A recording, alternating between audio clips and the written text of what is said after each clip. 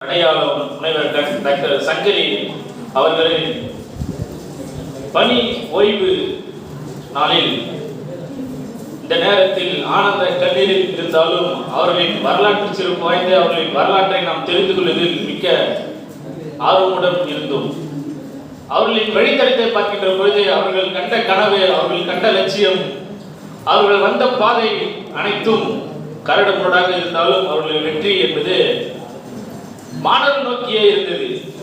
நாம் சாதித்தோம், நாம் விட்டுவிடக்கூடாது, என் உழைப்பு என் மாணவர்களுக்கு சென்று சேர வேண்டும் என்று இன்று வரை அயராக உழைத்துக் கொண்டிருக்கும் நமது துறை தலைவர் அவர்கள். இந்த நேரத்தில் அவர்களை வணங்கி மகிழ்கிறோம்.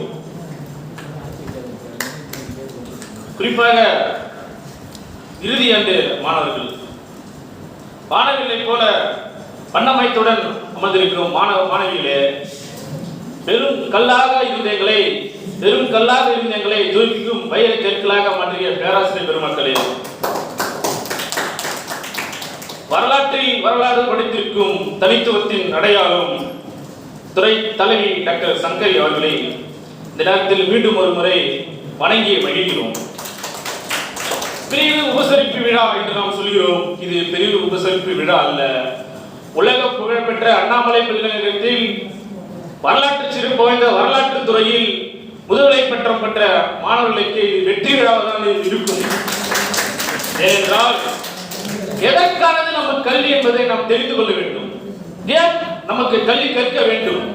குறிப்பாக சொல்ல வேண்டுமானால், படிக்காமல் இருப்பதை விட பிறக்காமல் இருந்திருக்கலாம் என்கிறார் பிளாட்டோ.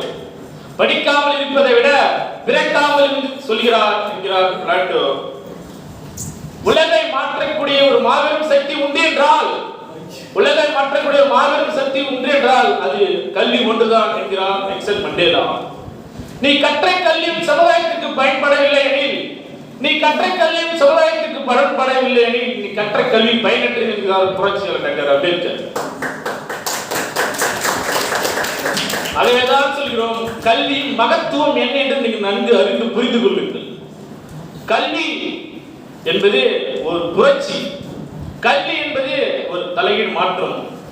நாம் இரண்டுக்கும் ஒற்றை சொல்ல வேண்டும் என்றால், புரட்சி என்பது தலைகீழ் மாற்றம், மேல் இருப்பது கீழாகவும் கீழ் இருப்பது மேலாகவும் அடியோடு மாற்றக்கூடிய ஒரு ஆயுதம் எதென்றால் அது கல்விதான். வேற எந்த சக்தியாலும் ஒன்றும் பண்ண முடியாது. கல்வி மட்டும்தான் அடியோடு தலைகீழாக மாற்றி புரட்டி போடும். அதனால்தான் நாம் சொல்கிறோம், பல்வேறு சமூகங்கள் பல்வேறு மக்களுக்கு நல்லது செய்து நன்மை செய்து இந்தியாவிற்கு அரசியலமைப்பு சட்டம் வகுத்து தந்து புரட்சியாளர் டாக்டர் அம்பேத்கர் அவர்களை ஏழை எளிய மக்கள் கடவுளாக கொண்டாடுகிறார்கள். அவர் மக்களை பார்த்து என்ன சொன்னார் தெரியுமா? என்னை கடவுளாக்காதே தோற்று விடுவாய், என்னை ஆயுதமாக்கி போராடு, உன் வாழ்வில் வெற்றி கொள்வாய் என்றார். அதனால்தான் அவர் கடவுளாக்காமல் அவர் கற்றறிந்த கல்வியை, அவர் நமக்கு கொடுத்த ஆயுதத்தை நாம் ஆயுதமாக பயன்படுத்தி இந்த சமூகத்திலே முன்னேறி வர வேண்டும். நடுநிலைமை என்று சில பேர் சொல்கிறார்கள். நடுநிலை என்பதே ஒன்று கிடையாது. ஒன்று பாதிக்கப்பட்டவர்கள் பக்கம் நிற்க வேண்டும், ஒன்று பாதிப்பை ஏற்படுத்திய பக்கம் நிற்க வேண்டும். அதுதான் உண்மை. ஏனென்று சொன்னால், இந்த சமூகத்தில் பல்வேறு மாற்றங்கள் நிகழ்த்தக்கூடிய தேவை இருக்கிறது. சுதந்திர இந்தியாவில் இன்னும் அடிப்படை உரிமைகளுக்காக மக்கள் போராடி கொண்டிருக்கிறார்கள். அந்த நிலைமையெல்லாம் மாற்ற வேண்டும் என்றால் கல்வி கற்றிருக்கிற நம்மால் தான் முடியும் என்பதை முதலில் நீங்கள் நன்கு உணர வேண்டும். அதுதான் என்னுடைய கோரிக்கையாக வேண்டுகோளாக வைக்கின்றேன். அடுத்து, நமது கல்வி, நமது அறிவு அனைத்தும் உழைக்கின்ற மக்களுக்காக, அடிப்படை வசதி இல்லாமல் இருக்கின்ற மக்களுக்காக நீங்கள் செலவு செய்யுங்கள், உங்கள் அறிவை அவர்களுக்கு பயன்படுத்துங்கள் என்று இந்த நேரத்திலே உங்களுக்கு பணியுடன் ஒரு வேண்டுகோளாக வைக்கின்றேன்.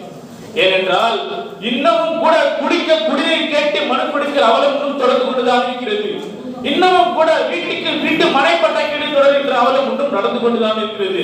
இதையெல்லாம் மாற்ற வேண்டும் என்றால் அதை நாம் தான் மாற்ற வேண்டும். அதற்கான அடித்தளம் நாம் தான் போட வேண்டும் என்பதை இந்த நேரத்தில் உங்களுக்கு கோரிக்கையாக வைக்கின்றேன். நெருக்கடிகள் நமக்கு வரலாம். உண்மையும் நேர்மையும் இருக்கிற இடத்தில் தான் நெருக்கடிகள் வரும். நாம் முன்னதாக சொன்ன மாதிரி உண்மையும் நேர்மையும் எங்கு இருக்கிறதோ அங்குதான் நெருக்கடிகள் வரும். நீங்கள் ஒன்றை நினைவில் வைத்துக் கொள்ளுங்கள். நெருக்கடிகள் சூழ்ந்த போதும் கொள்கை நெருப்படியவர்கள் மீதும் நெருக்கடிகள் சூழ்ந்த போதும் கொள்கை நெருப்படிய வாழ்தல் விழும், பலைக்கு வீழ்ந்த போதும் கொள்கை நெருப்படிய வாழ்தல் தீரும் என்பதை நீங்கள் மனதில் நிறுத்தி வைத்துக் கொள்ளுங்கள்.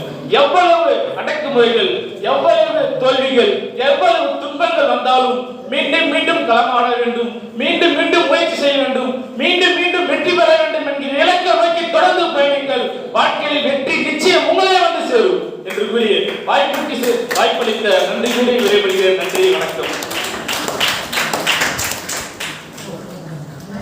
வந்த பிறகுதான் தெரிந்தது, எந்த இடங்களில் படிக்கிறோம் என்பது முக்கியம் அல்ல, நாம் எப்படி படிக்கிறோம் என்பதுதான் முக்கியம்.